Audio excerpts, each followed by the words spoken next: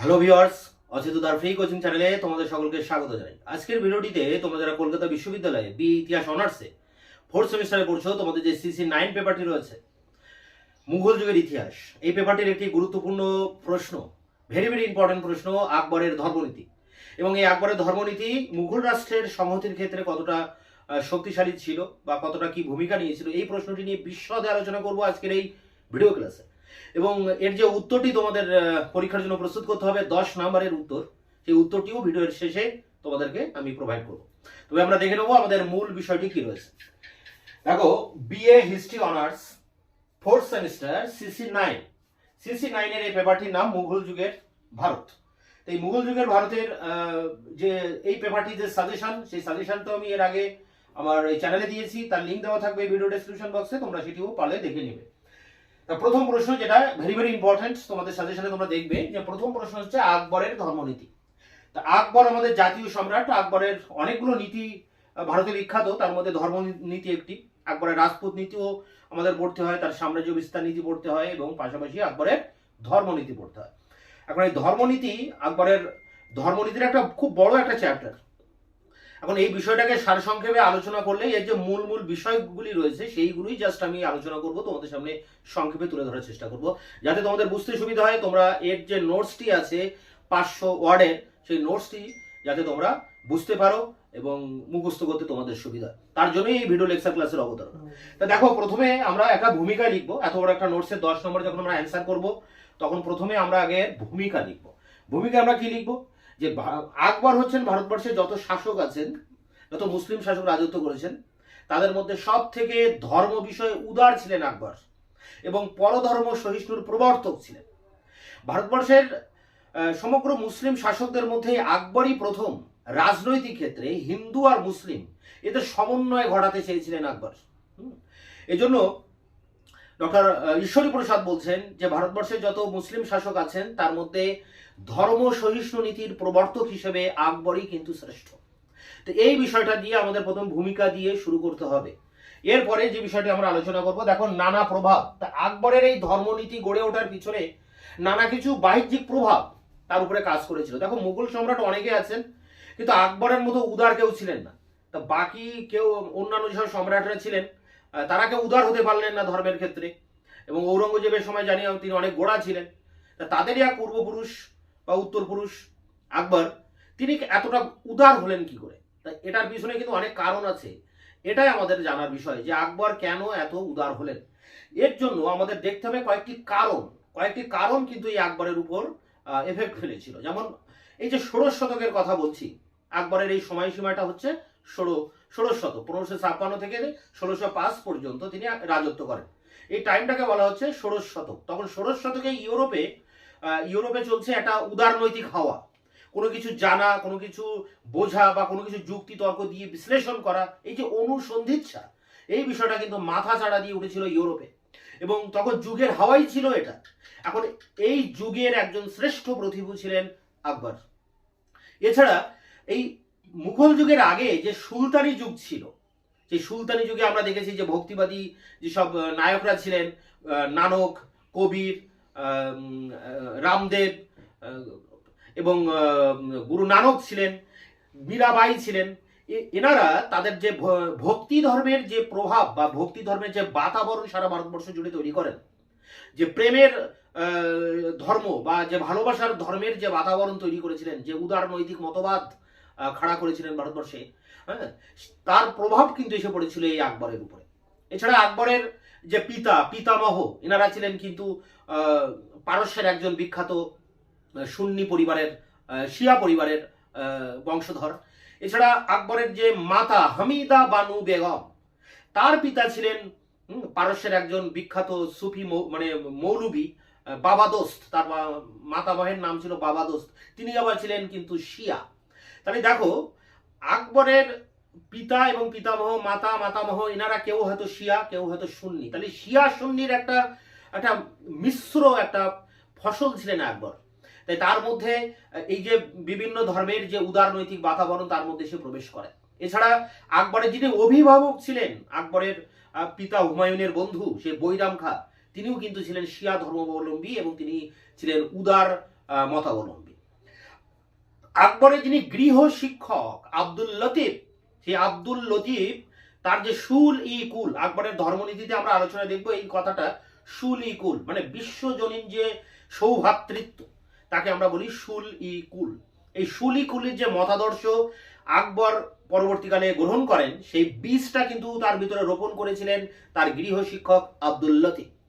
এছাড়া আকবরের রাজত্বকালে আকবরের দুজন ঘনিষ্ঠ বন্ধু ছিলেন আবুল ফজল। আমরা জানি আবুল ফজল হচ্ছে মুঘল যুগের শ্রেষ্ঠ ঐতিহাসিক, এবং আবুল ফজলের আরেকজন ভাই ছিলেন ফৈজি, এবং এনাদের বাবা বা পিতা ছিলেন শেখ মুবারক। তো এই তিনজন ব্যক্তি ছিলেন কিন্তু উদার নৈতিক মতবাদের প্রবর্তক, এবং এদের প্রভাব আকবরের উপর খুব বেশি পরিমাণে পড়ে, এবং আকবর এনাদের দ্বারা প্রভাবিত হন, এবং ধর্মীয় ক্ষেত্রে, রাজনৈতিক ক্ষেত্রে, হ্যাঁ, একজন সর্বোপরি একজন মানুষ হিসাবে তিনি কিন্তু অনেক উদার নৈতিক মতবাদের গ্রহণ করেন এবং অনেক উদারতার পরিচয় দেন ভারতবর্ষের শাসনতান্ত্রিক ক্ষেত্রে। তা এত কিছুর প্রভাব কিন্তু এই আকবরের উপর এসে পড়ছে, এবং আকবর তিনি এই পরধর্ম সহিষ্ণু নীতি বা ধর্মীয় ক্ষেত্রে একটা সমন্বয়ের নীতি গ্রহণ করছেন। তো এই যে এতগুলো প্রভাব তার উপরে পড়ছে, এটা নিয়ে আমাদের কিন্তু এই সেকেন্ড প্যারাতে আলোচনা করতে হবে যে নানা প্রভাব আকবরের উপর কি কি প্রভাব পড়ছে তার এই ধর্ম নীতি গ্রহণ করার ক্ষেত্রে। এরপরে দেখো ধর্ম চিন্তায় বিবর্তন। এখন আকবরের এই ধর্ম চিন্তায় একদিনেকার বিষয় নয়। আকবর যে 1556-56 সিংহাসনে বসে 1605 মারা যাচ্ছে, পুরো সময়কাল জুড়েই কিন্তু আকবরের এই ধর্মচিন্তা তার মধ্যে নানাভাবে বিবর্তিত হয়েছে। এক একটা সময়ে এক একটা রূপ ধর্মের ক্ষেত্রে তার মধ্যে দেখা যাচ্ছে। তাই এই যে ধর্মচিন্তার ক্ষেত্রে তার বিবর্তন আসছে, প্রথমে একরকম ছিলেন, পরে তার ভিতরে পরিবর্তন আসে, পরে আবারও বেশি করে পরিবর্তন আসে। তো এই বিবর্তনটা এখানে কিন্তু আমাদের উল্লেখ করতে হবে। এই সেই বিবর্তনটা ঐতিহাসিকেরা তিনটি পর্যায়ে ভাগ করেছেন: প্রথম পর্যায়, দ্বিতীয় পর্যায়, তৃতীয় পর্যায়। তাহলে বিবর্তন বলতে আমরা এই তিনটি পর্যায়কে বুঝি। দেখো প্রথম পর্যায়ে কি রয়েছে, 1575। 1565-56 সিংহাসনে বসার পর 1575 পর্যন্ত এই টাইমটাকে আমরা বলছি প্রথম পর্যায়।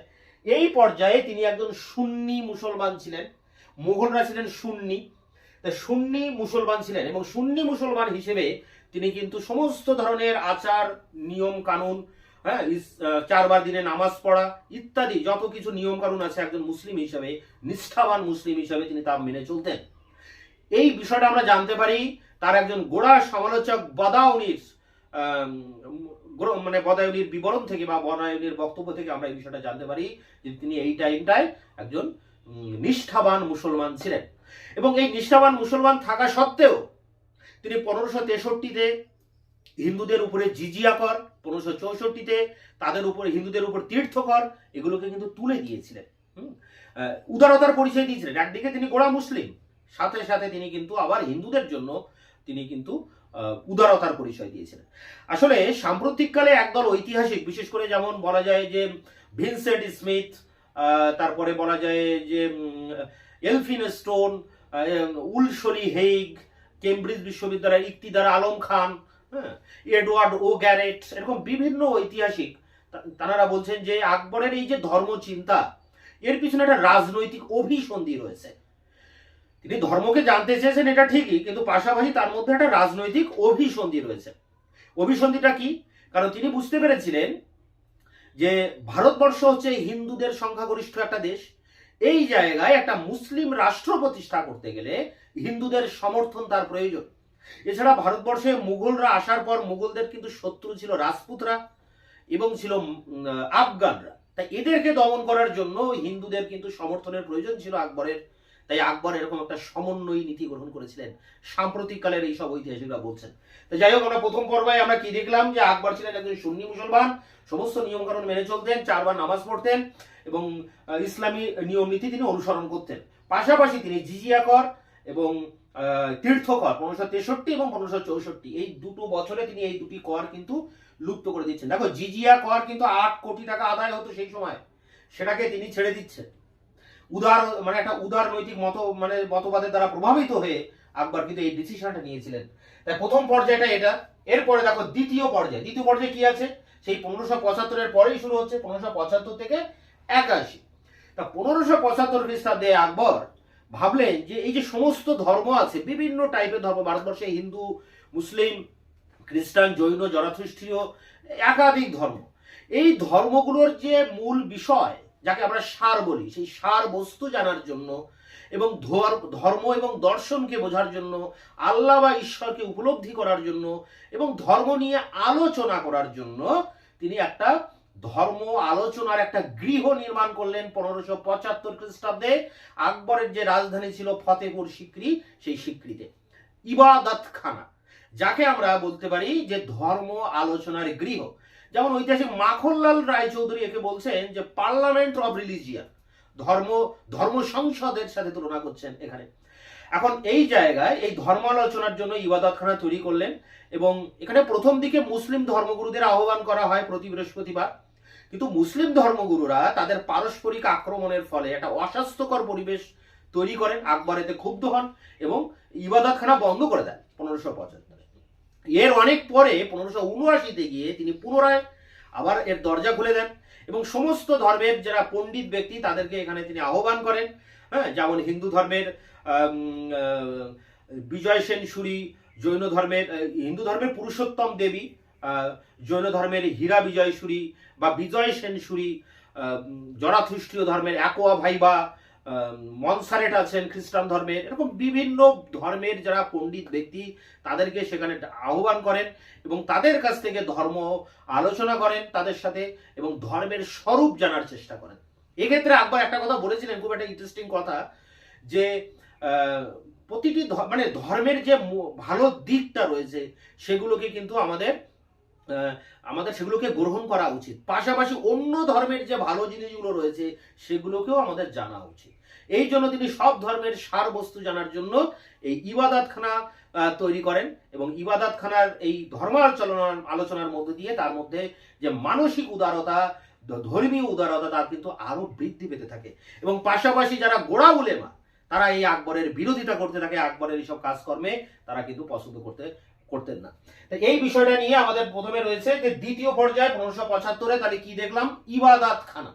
এই পর্যায়েরই আরেকটি ইম্পর্টেন্ট একটা পার্ট আছে, সেটি হচ্ছে এই যে 1579-তে যখন তিনি ইবাদতখানার দরজা সবার জন্য খুলে দিচ্ছেন, ঠিক সেই সময় তিনি যে ফৈজি আছেন, ফৈজি তার একজন সভাসদ এবং বন্ধু বলা যায়, আবুল ফজলের ভাই, এই ফৌজি রচিত তিনি খুতবা পাঠ করেন। খুতবাটা কি না, মসজিদে যখন নামাজ হয় তখন নামাজের সময় খুতবা পাঠ করা হয়, ঈশ্বরের নামে জয়ধ্বনি দেওয়া হয়, তাকে আমরা বলি খুতবা।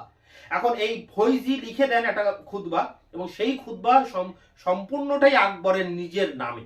আকবর নিজের নামে খুতবা পাঠ করে, এতে করে মৌলবীরা ক্ষুব্ধ হয় এবং মৌলবীদের এই ক্ষোভ যখন প্রকাশ হয়ে পড়বে তার আগেই আকবর কি করেন, শেখ মোবারক রচিত একটা মাজহার নামা এখানে দেওয়া আছে, দেখো, মাজহার নামা বা ঘোষণাপত্র তিনি জারি করে তিনি নিজেকেই বলেন আল্লাহু আকবর, মানে আকবরই আল্লাহ বা আল্লাহই আকবর, এরকম একটা অ্যানাউন্সমেন্ট তিনি করেন।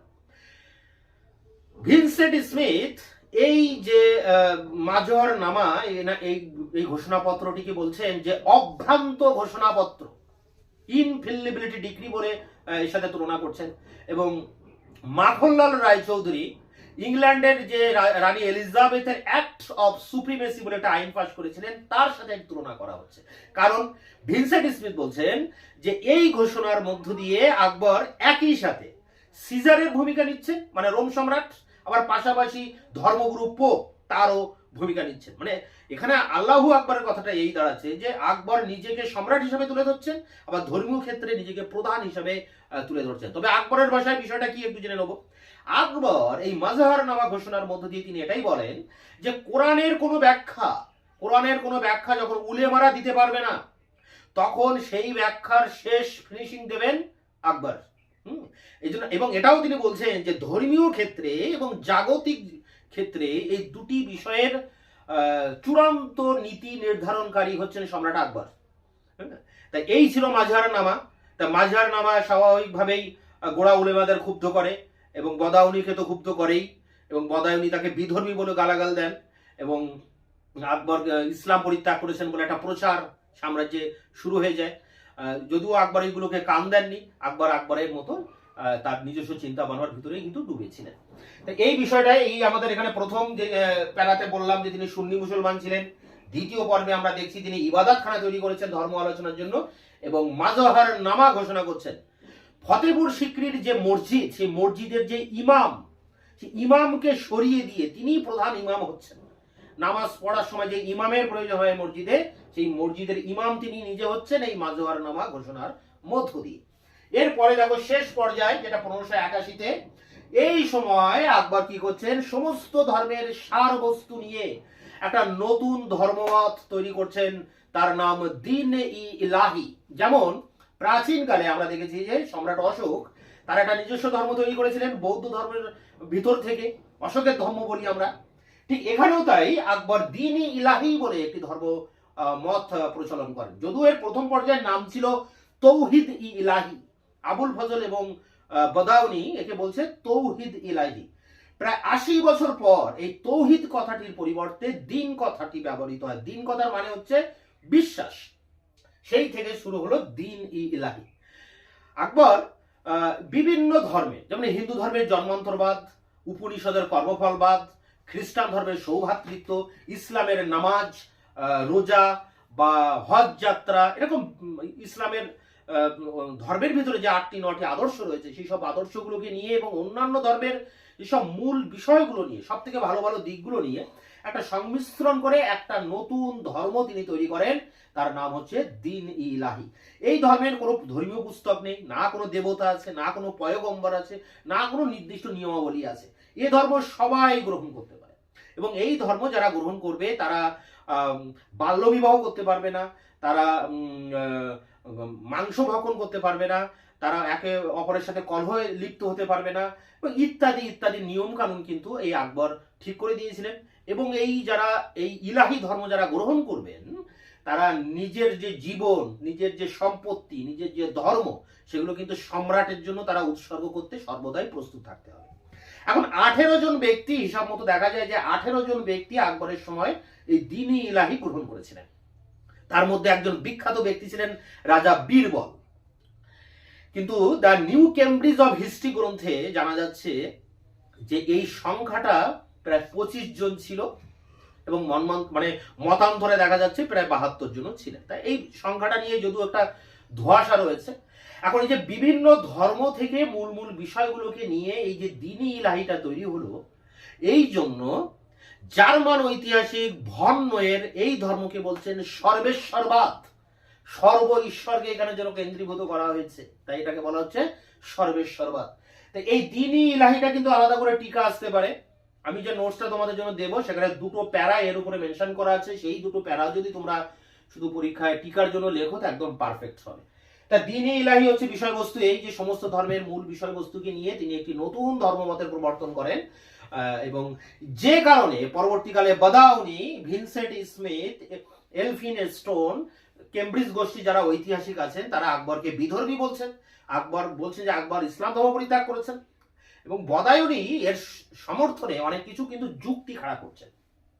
যে আকবর সূর্য উপাসনা করতেন, আকবর বিভিন্ন যে তিলক কেটে রাজ দরবারে আসতেন, বিভিন্ন নওরোজ উৎসব বন্ধ করে দিয়েছিলেন, ইসলামের অনেক কিছু নিয়ম কানুন তিনি বন্ধ করে দিয়েছিলেন। এগুলোকে তিনি আর্গুমেন্ট হিসেবে খাড়া করছেন যে আকবর এগুলো এইসব করতেন, ফলে আকবর হচ্ছে ইসলাম ধর্ম পরিত্যাগ করেছিলেন এক প্রকার।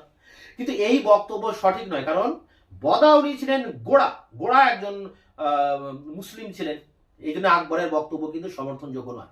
ঈশ্বরী প্রসাদ, ডক্টর মাখনলাল রায়চৌধুরী এনারা বলছেন যে এই যে মাজহার নামা বা এই দিন-ই ইলাহি এর ভিতরে কোথাও কিন্তু ইসলাম বিরোধিতার কথা লেখা নেই এবং এর ভিতরে ইসলাম ধর্মেরই 8 থেকে 9টি নীতি এর মধ্যে প্রবেশ করানো রয়েছে। তাই এটা কখনোই ইসলাম বিরোধিতা নয়। ভিনসেন্ট স্মিথ যেমন বলছেন যে এই যে দিন-ই ইলাহি ঘোষণা করেছিলেন আকবর, এটা তার ছিল একটা অহমিকা, তার একটা নির্বুদ্ধিতার পরিচয়। তিনি এটার দিয়ে তার যে একটা দম্ভ, তার যে একটা স্বেচ্ছাচারের জ্বলন্ত নিদর্শন ছিল এই দিন-ই ইলাহি। কিন্তু এই বক্তব্য সঠিক নয়, কারণ আকবর যদি স্বেচ্ছাচারিতা দেখাতেন, তিনি যেহেতু ভারত সম্রাট, তাহলে অনেক লোককে তিনি কিন্তু এই ধর্মের মধ্যে আনতে পারতেন, কিন্তু তা তিনি করেননি। কারণ তার মূল লক্ষ্য ছিল এই সর্বধর্ম সমন্বয় বা সুলিকুল, এই নীতির দ্বারা তিনি এমন একটা ধর্ম তৈরি করতে চেয়েছিলেন যে ধর্মের মধ্যে হিন্দু মুসলিম সবাই সেখানে ঢুকতে পারবে এবং জাতীয় ক্ষেত্রে একটা ধর্মনিরপেক্ষ রাষ্ট্র গড়ে তুলতে পারবেন, করে মুঘল রাষ্ট্রকে তিনি একটি শক্তিশালী ভিতের উপরে দাঁড় করাতে পারবেন। সেই সময় ভারতবর্ষে বিভিন্ন জায়গায় বিভিন্ন জাতির মধ্যে কিন্তু একটা পারস্পরিক কলহ ছিল, একটা বিদ্রোহ ছিল, একটা অশান্তি কিন্তু দানা বেঁধে উঠেছিল। হ্যাঁ, তাই এই ঈশ্বরী প্রসাদ বলছেন যে এই দ্বীন-ই-ইলাহি ধর্মমতের মধ্য দিয়ে আকবর ভারতবর্ষে একটা শান্তির বাতাবরণ তৈরি করতে চেয়েছিলেন, একটা সর্বধর্ম সমন্বয়ের পথ দেখাতে চেয়েছিলেন মানুষকে, এবং সমস্ত বিরোধী মানুষকে একটা বেদিতে তিনি আনতে চেয়েছিলেন, এনে ভারতে একটি জাতীয় রাষ্ট্র হিসাবে ভারতকে তুলে ধরতে চেয়েছিলেন। ভারতের এই জাতীয় রাষ্ট্র প্রতিষ্ঠা করার তাগিদে, ভারতের ধর্ম এবং সংস্কৃতির মধ্যে একটা ঐক্য স্থাপন করার তাগিদে আকবর এই দ্বীন-ই-ইলাহি বা সুলিকুল বা এই মজহার নামা বা এই ইবাদত খানা এগুলো কিন্তু করেছিলেন, যা আকবরের এই ধর্মনীতির মূল বৈশিষ্ট্য। তা এই ছিল সংক্ষেপে আলোচনা করতে গেলে এটাই। এছাড়া আরো বিশদে হয়তো নোটসে লেখা থাকবে। তা আমরা এরপর আমরা অন স্ক্রিনে এই বিষয়টা নিয়ে আলোচনা করব।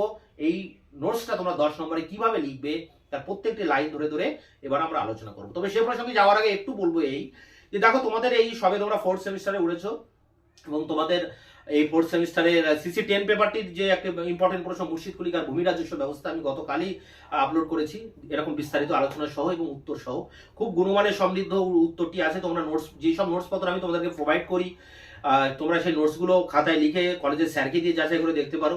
একেবারে মানে কলেজে হাইয়েস্ট নাম্বার উঠবে এনে কোনো সন্দেহ নেই, তোমরা নিজেরাই যাচাই করে দেখে নিতে পারো। এছাড়া এরকম ডিটেলসে আলোচনা সহ এরকম একাধিক তোমাদের যে সাজেশন আছে, সাজেশনের প্রত্যেকটা প্রশ্ন ধরে ধরে আমি কিন্তু একের পর এক এরকম ভিডিও লেকচার ক্লাস তোমাদের সামনে নিয়ে আসবো, তোমাদেরই উপকারের জন্য, তোমাদেরই ভালোর জন্য। তাই তোমরা অবশ্যই আমার চ্যানেলকে সাবস্ক্রাইব করে চ্যানেলের পাশে থাকবে, তাতে আমি একটু উৎসাহ পাবো। আর তোমরা যারা একসাথে বন্ধুদের সাথে একসাথে পড়ো, বন্ধু বান্ধবীরা তোমরা একসাথে আছো, আমার এই উদ্যোগের কথা বা আমার এই চ্যানেলের কথা তোমরা অবশ্যই তোমাদের বন্ধুদের কাছে শেয়ার করবে। তাহলে আমি কিন্তু এই ধরনের ভিডিও করতে বা তোমাদের হয়ে কাজ করতে আমি আরো বেশি উৎসাহিত হব এবং আরো ভালো করে প্রেজেন্টেশন দেওয়ার চেষ্টা করব। তা ঠিক আছে, এরপরে আমরা তাহলে দেখে নেবো আমাদের অন স্ক্রিনে আমাদের এই যে নোটসটা 10 নম্বরে কিভাবে লিখতে হবে আকবরের এই ধর্মনীতি, সেই নোটসটা নিয়ে আমরা এবার বিশদে আলোচনা করব, তার লাইন টু লাইন ধরে ধরে। BA history honours 4th semester CC 9 আকবরের ধর্মনীতি সম্পর্কে আলোচনা করো, অথবা আকবরের ধর্মনীতি কি মুঘল রাষ্ট্রকে শক্তিশালী করেছিল। এটা 10 নম্বরে একটি ভেরি ইম্পর্টেন্ট প্রশ্ন। এর উত্তরটি তোমরা এভাবে লিখবে: ভারতবর্ষের সমস্ত মুসলিম শাসকদের মধ্যে আকবরই ছিলেন ধর্ম বিষয়ে সর্বাপেক্ষা উদার এবং পরধর্মমত সহিষ্ণুতার প্রবর্তক। ভারতবর্ষে তিনি ছিলেন প্রথম মুসলিম শাসক যিনি রাজনৈতিক ক্ষেত্রে হিন্দু মুসলিম সমন্বয় চেয়েছিলেন। তার লক্ষ্য ছিল ধর্মকে রাজনীতি থেকে সম্পূর্ণ পৃথক করা এবং রাষ্ট্রকে উলিমাদের প্রভাব থেকে মুক্ত করে ভারতে একটি জাতীয় রাষ্ট্র গড়ে তোলা। ডক্টর ঈশ্বরী প্রসাদ বলেছেন যে হিন্দুস্তানে যে সকল মুসলিম শাসকরা রাজদণ্ড পরিচালনা করেন তাদের মধ্যে আকবরই ছিলেন ধর্ম সহিষ্ণুতা নীতির সর্বাপেক্ষা উদার প্রবর্তক। আকবরের মহৎ ভাবাদর্শ, মানবতাবোধ এবং পরধর্ম সহিষ্ণুতা শৈশব থেকে 1580 খ্রিস্টাব্দ পর্যন্ত বিভিন্ন প্রভাবের সমন্বয়ে পুষ্ট হয়ে বিশ্ব মানবতাবোধে পরিণতি লাভ করে। ঐতিহাসিক স্ট্যানলি লেনপুল তাই তাকে বলেছেন the noblest king that ever ruled in India. এর পরের প্যারায় দেখো, আকবরের ধর্মমত নানা প্রভাবের সমন্বয়ে গড়ে ওঠে। প্রথমত, আকবরের জন্মসূত্রে এক উদার পরিমণ্ডলে বড় হয়েছিলেন। তার পিতা ছিলেন সুন্নি, কিন্তু তার মাতা হামিদা বানু ও তার অভিভাবক বৈরাম খান ছিলেন শিয়া ধর্মাবলম্বী। তার গৃহশিক্ষক আব্দুল লতিফ ধর্মীয় মতাদর্শের ব্যাপারে এতই উদার ছিলেন যে তাকে পারস্যের সুন্নি এবং উত্তর ভারতের শিয়া রূপে বিবেচনা করা হয়। আব্দুল লতিফের সুলি কুলের আদর্শ তার শিশু মনে গভীর ছাপ ফেলে। তার বন্ধু ও সভাসদ আবুল ফজল ও তার ভ্রাতা ফৈজি এবং আবুল ফজলের পিতা শেখ মুবারকের প্রভাব আকবরের উপর গভীরভাবে পড়েছিল। সর্বোপরি আকবরের শৈশবের দিনগুলি পারস্যের মনোরম পরিবেশে ও সাংস্কৃতিক পরিমণ্ডলে কাটানোর ফলে তার মানসিক উদারতা বৃদ্ধি পেয়েছিল। দ্বিতীয়ত, 16 শতাব্দীতে বিশ্বজুড়ে উদারনৈতিক বাতাবরণ বিরাজ করছিল। 16 শতাব্দী ইউরোপ ছিল রেনেসাসের যুগ। এই শতাব্দীতে ইসলামের জগতে মাহদী আন্দোলন ভারতবর্ষের সুফি মতবাদ ও ভক্তিবাদে গভীর প্রভাব ফেলে। সুলতানি যুগে ভক্তিবাদীরা, বিশেষ করে নানক, কবির, চৈতন্যদেব তাদের বিপ্লবাত্মক উদার চিন্তাধারার মাধ্যমে প্রথাগত ভারতীয় সামাজিক দৃষ্টিভঙ্গিতে আঘাত করে মানুষের মিলন ও সৃজনশীলতার এক অভূতপূর্ব পরিমণ্ডল তৈরি করেছিলেন। আকবর ছিলেন এই সমন্বয়বাদী উদার চিন্তাধারার ফসল। 16 শতাব্দীর এই উদারতাবাদ প্রসঙ্গে ডক্টর এইচ.এন. সিনা বলেছেন, আকবর এই উদারনৈতিক ভাবধারার যোগ্য প্রতিনিধি ছিলেন। পরের প্যারা দেখো, সাম্প্রতিককালে Vincent Smith, Wolseley Haig, Shrimati Beveridge, Percival Spear, Cambridge ঐতিহাসিক জন রিচার্ড, ইকতিদার আলম খান, মোহাম্মদ হুসেন আজাদ প্রমুখ আকবরের সমন্বয়ী চিন্তাধারার পশ্চাতে আত্মজিজ্ঞাসা ছাড়াও রাজনৈতিক উদ্দেশ্য লক্ষ্য করেছেন। তাদের মতে আকবর স্পষ্ট উপলব্ধি করেছিলেন যে সংখ্যাগরিষ্ঠ হিন্দুদের সমর্থন ব্যতীত ভারতে কোনো স্থায়ী সাম্রাজ্য প্রতিষ্ঠা সম্ভব নয়। আকবরের ধর্মচিন্তার বিবর্তনে তিনটি পর্যায়ে লক্ষ্য করা যায়, যার চরম পরিণতি হল দ্বীন-ই ইলাহি নামক এক নতুন ধর্মের প্রবর্তন। ধর্মচিন্তার প্রথম পর্বে 1575 খ্রিস্টাব্দ পর্যন্ত তিনি একজন নিষ্ঠাবান সুন্নি মুসলিম ছিলেন। বদাউনির মতে এই সময় তিনি নিষ্ঠাবান মুসলিমের মতো সব ইসলামী আচার আচরণ মেনে চলতেন।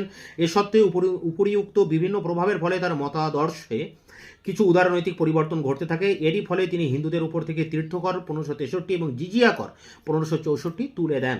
পরের প্যারা দেখো, আকবরের ধর্মীয় জীবনের দ্বিতীয় পর্যায় শুরু হয় 1575 খ্রিস্টাব্দ থেকে।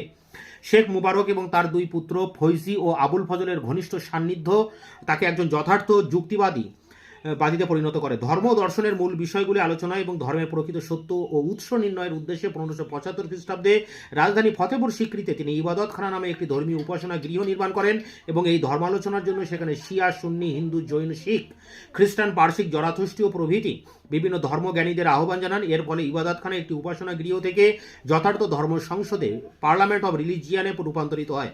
এখানে সমবেত পণ্ডিতদের মধ্যে উল্লেখযোগ্য ছিলেন হিন্দু ধর্মের পুরুষোত্তম দেবী, জৈন ধর্মের হীরা বিজয়সুরী, বিজয় সেনসুরি ও ভানুচন্দ্র উপাধ্যায়, জরাথুষ্ট্রীয় পণ্ডিত মাহারজি রানা এবং জেসুইট ধর্মযাজক অ্যাকোয়া ভাইভা ও মনসারেট প্রমুখ। ইবাদতখানার বিভিন্ন আলোচনা আকবরের মনের প্রসারতা ঘটায়। এ সময় তার ব্যক্তিগত আচার আচরণে বেশ কিছু উল্লেখযোগ্য পরিবর্তন দেখা দেয়। তিনি পশু হত্যা ও শিকার নিষিদ্ধ করে নিজে নিরামিষ আহার শুরু করেন। এর পরের প্যারায় দেখো, 1579 খ্রিস্টাব্দের 26 জুন ফতেপুর সিক্রির মসজিদের প্রধান ইমামকে অপসারিত করে স্বয়ং সম্রাট উপাসনা পরিচালনা করেন এবং ফৈজি রচিত খুতবা নিজ নামে পাঠ করেন। খুতবার বক্তব্য গোড়া উলেমাদের প্রচণ্ড ক্ষুব্ধ করে। তাদের ক্ষোভ বিস্ফারিত হওয়ার আগেই 1579 2রা সেপ্টেম্বর তিনি শেখ মুবারক রচিত মাহজারনামা ও ঘোষণাপত্র জারি করে বলেন যে তিনি হলেন ইমাম ই আদেল বা ইসলামীয় আইনের চূড়ান্ত ব্যাখ্যাকার এবং সাম্রাজ্যের সর্বপ্রকার জাগতিক ও ধর্মীয় বিষয়ের প্রধান। তিনি বলেন যে ইসলাম ধর্ম বা কোরআনের কোনো ব্যাখ্যা নিয়ে উলেমাদের মধ্যে মতপার্থক্য দেখা দিলে সম্রাটের সিদ্ধান্ত চূড়ান্ত বলে বিবেচিত হবে। ঐতিহাসিক ভিনসেন্ট স্মিথ বলেন যে এই ঘোষণা দ্বারা আকবর একই সঙ্গে পোপ ও সিজারের ভূমিকায় অবতীর্ণ হন। তিনি এই ঘোষণাপত্রটিকে অভ্রান্ত নির্দেশনামা বা ইনফিলিবিলিটি ডিক্রি বলে অভিহিত করেন। এই ঘোষণা দ্বারা ধর্মীয় ব্যাপারে আকবরের সার্বভৌম ক্ষমতার অধিকারী হন। ডক্টর মাখনলাল রায়চৌধুরী এই ঘোষণাপত্রটিকে ইংল্যান্ডের রানী এলিজাবেথের রাজত্বকালের অ্যাক্ট অফ সুপ্রিমেসির সঙ্গে তুলনা করেছেন। ঐতিহাসিক স্মিথ এর মতে এই ঘোষণার 1 বছরের মধ্যেই আকবর ইসলাম বিরোধী হয়ে ওঠেন। বলা বাহুল্য স্মিথের বক্তব্য সঠিক নয়, বরং বলা যায় উলেমাদের প্রভাব খর্ব করে বিভিন্ন ধর্মের মধ্যে সমন্বয় সাধন করাই ছিল আকবরের উদ্দেশ্য। ডক্টর আর.পি. ত্রিপাঠী বলেন যে এই সময় শিয়া, সুন্নি ও মাহদিদের ধর্মীয় সংঘাত, কাশ্মীর ও আহমদনগরের সাম্প্রদায়িক হানাহানি এবং গোড়া মুসলিম ও অমুসলিমদের বিবাদে সাম্রাজ্যের অস্তিত্ব বিপন্ন হয়ে পড়েছিল। আকবরের এই ঘোষণাপত্র দ্বারা ধর্মীয় সংঘাত দূর করে ভারতের রাষ্ট্রীয় ঐক্য সুনিশ্চিত করেন। পরের প্যারা দেখো, আকবরের ধর্মচিন্তার বিবর্তনের তৃতীয় বা শেষ পর্যায় হল 1582 খ্রিস্টাব্দে দ্বীন-ই ইলাহি নামে এক একেশ্বরবাদী ধর্মের প্রবর্তন। আবুল ফজল ও বদাউনি এই তথাকথিত ধর্মমতকে তৌহিদ ইলাহি বলে অভিহিত করেছেন, যার প্রকৃত অর্থ স্বর্গীয় একেশ্বরবাদ বা ডিভাইন মনথেইজম। প্রায় 80 বছর পর তৌহিদের পরিবর্তে দিন মানে বিশ্বাস শব্দটি যুক্ত হয়ে এর নাম হয় দ্বীন-ই ইলাহি বা দৈবাদেশ, ডিভাইন ফেইথ। সকল ধর্মের সারবস্তু নিয়ে এই ধর্মমত গঠিত হয়। এই ধর্মমতে কোনো সাম্প্রদায়িকতা, অন্ধবিশ্বাস, দেবতা, দেব মন্দির, পুরোহিত বা ধর্ম গ্রন্থের স্থান ছিল না। স্বয়ং সম্রাটই ছিলেন এর প্রবক্তা এবং যে কোনো মানুষ এই ধর্মমত গ্রহণ করতে পারত। উপনিষদের একেশ্বরবাদ, হিন্দু ধর্মের জন্মান্তরবাদ, বৌদ্ধ জৈন ধর্মের অহিংসা নীতি, পারসিকদের সূর্য ও অগ্নি উপাসনা, ইসলাম ধর্মের নামাজ, রমজান, হজ যাত্রা প্রভৃতি 9টি বিধি এবং খ্রিস্ট ধর্মের সৌভ্রাতৃত্ব প্রভৃতি আদর্শ নিয়ে এই ধর্মমত গঠিত। জার্মান ঐতিহাসিক ফন নোয়ের এই ধর্মমতকে একেশ্বরবাদ বা সর্বেশ্বরবাদ বলার পক্ষপাতী। এই ধর্মমতে পার্থিব উদারতা, চারিত্রিক পবিত্রতার উপর গুরুত্ব আরোপ করা হয়। প্রত্যেক ইলাহিবাদীকে সম্রাটের স্বার্থে সম্পত্তি মানে মাল, জীবন মানে জান, সম্মান মানে দিন এবং ধর্ম বা নামুস বিসর্জনের প্রতিশ্রুতি দিতে হতো।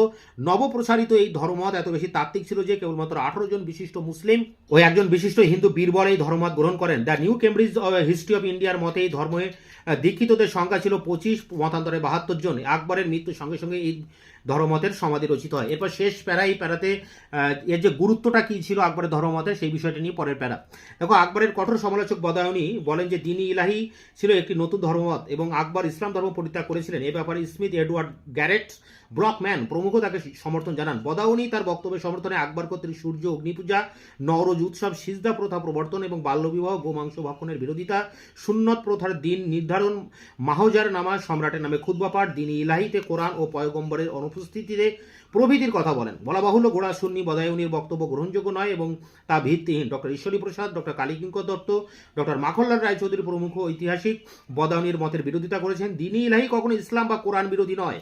হজ যাত্রা, জাকাত, নামাজ, রমজান প্রভৃতি কোরআনের 10টি নির্দেশের মধ্যে 9টি এখানে অঙ্গীভূত হয়েছে। মাহজারের মধ্যেও আল্লাহ বিরোধী কোনো বক্তব্য নেই। ঐতিহাসিক স্মিথ বলেন যে দ্বীন-ই ইলাহি ছিল আকবরের বুদ্ধিহীনতার স্তম্ভ, প্রজ্ঞার পরিচয়ে নয়।